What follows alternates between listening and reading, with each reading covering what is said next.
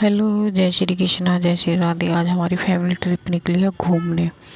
20-25 जनों की हमने 26 सीटर गाड़ी कर ली है गाज़ियाबाद से ही। और हम उज्जैन से पहले ही रुक गए हैं क्योंकि शाम हो गई थी, इसलिए हम रात को यहीं पर रुक गए हैं। और सुबह अब नाश्ते की तैयारी चल रही है। हम अपना हलवाई साथ में ले गए थे जो खाना बनाता है, सब सामान रख कर ले गए थे। इधर आलू गोभी हरी मिर्च की पकौड़ियाँ बन रही हैं सुबह नाश्ते में।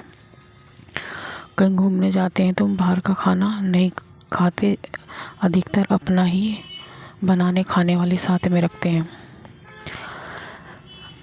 ये हमारी गाड़ी है और इधर पकौड़ियाँ सिक कर तैयार हो गई हैं आलू की, और गोभियाँ की सिक रही हैं। ये इसमें सामान भरा हुआ है पीछे गाड़ी में राशन का, क्योंकि हमारा 5-6 दिन का ट्रिप है। पकौड़ियाँ सिक कर तैयार हो गई हैं। अब ये गोभी की पकौड़ी बन रही है। ये हमारा गोभी का घोल तैयार हो गया है और इसको इसमें छोड़ देंगे। ये देखिए, बिना करे ना सुबह सुबह खाने को मिल रहा था गरम गरम, बहुत मज़ा आ रहा था घूमने में।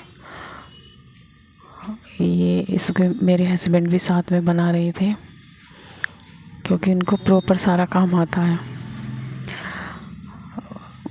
खाना बनाने वाले के साथ वो भी लगे हुए थे। और ये हमारे सारे फैमिली मेम्बर हैं। ये देखिए, नाश्ता बन गया। बच्चे भी, जेठानी, नंद, जेठानी की बहनें, जेठ के बच्चे, 3-4 नंद हैं, उनके भी बच्चे हैं साथ में। तो हम सब घूमने आए हैं उज्जैन, महाकालेश्वर, काल भैरव, ओमकारेश्वर और शिरडी, शिंगणापुर, शनि शिंगणापुर। सूरज देव ने भी दर्शन दे दिए हैं। अब हम फिर खाना नाश्ता करके घूमने के लिए फिर निकल गए। अब हम उज्जैन महाकाल के लिए निकल गए हैं। उससे पहले हम शिरोर पहुँचे, जो प्रदीप मिश्रा जी का गांव है। वहाँ पर उन्होंने एक शिला रखी हुई है शिवलिंग के रूप में, केदारनाथ की जैसी लगती है। हमने पहले वहाँ पर दर्शन किए। अब उसके बाद हम उज्जैन आ गए। उज्जैन में मोदी जी ने कॉरिडोर इतना सुंदर बनवाया हुआ है कि कई घंटे भी अगर आप वहाँ पर बैठ जाओ तो मन नहीं भरेगा। लेकिन हमारे पास समय का अभाव था, इसलिए हमें दर्शन करके जल्दी ही निकलना था। पूरी वीडियो अगर मैं बनाती तो शायद 1 घंटे से भी ऊपर की बैठती। आप तो वहाँ पर घूमने जाओगी तभी आपको पता चलेगा। ये उज्जैन महाकाल की आरती शुरू हो गई थी। अब हम निकल लिए हैं ओमकारेश्वर के लिए। रात को उज्जैन में रुके, सुबह ओमकारेश्वर के लिए निकल गए। ओमकारेश्वर 3-4 मंजिल की चढ़ाई है। सीढ़ियाँ तो नहीं है लेकिन ढलान की चढ़ाई है। लेकिन वहाँ पर व्यवस्था बहुत ज़्यादा ख़राब है थी। अंदर जो पंडे बैठे थे पुजारी, वो धक्के मार मार कर, कोहनी मार मार कर औरतों को और बच्चों को बाहर निकाल रहे थे।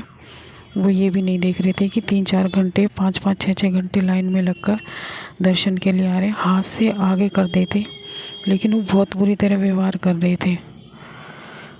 ये ओमकारेश्वर महादेव है और नीचे नर्मदा जी बह रही हैं। बहुत ही सुंदर लग रहा था नज़ारा। ये पुल है, पुल से उतर कर हम वापस जा रहे हैं अपनी गाड़ी के पास, जहाँ हमारी गाड़ी खड़ी हुई थी। हम गाड़ी में आकर बैठ गए, फिर चल दिए हैं। अब सुबह हो गई है, सुबह फिर चल दिए हम शिरडी के लिए। शिरडी से फिर हम जाएंगे शनि शिंगणापुर, घृणेश्वर महादेव। घृणेश्वर महादेव में तो बहुत ज़्यादा भीड़ थी और रूम भी वहाँ पर 10-10, 20-20 हज़ार रुपये के एक रूम मिल रहा था, इसलिए हम वहाँ पर रुके ही नहीं और घृणेश्वर के दर्शन करके भी हम निकल लिए। रात को हम नहीं ठहरे वहाँ पर और अपनी गाड़ी से चलते ही रहे। लेकिन वहाँ का सिस्टम बहुत ख़राब है। हर जगह पैसे देने पड़ रहे थे पुलिस वालों को, पता नहीं क्यों। लेकिन घर के लिए हम वापस चल दिए। इसमें कोहरा बहुत है सड़क पर। मैं तो यही कहूँगी दिसंबर में और जनवरी में कहीं बाहर का घूमने का प्लान ही नहीं बनाना चाहिए। इतना कोहरा था कि पास में खिड़की के अगर हम शीशा खोल लें तो कोई दिखाई नहीं दे रहा था।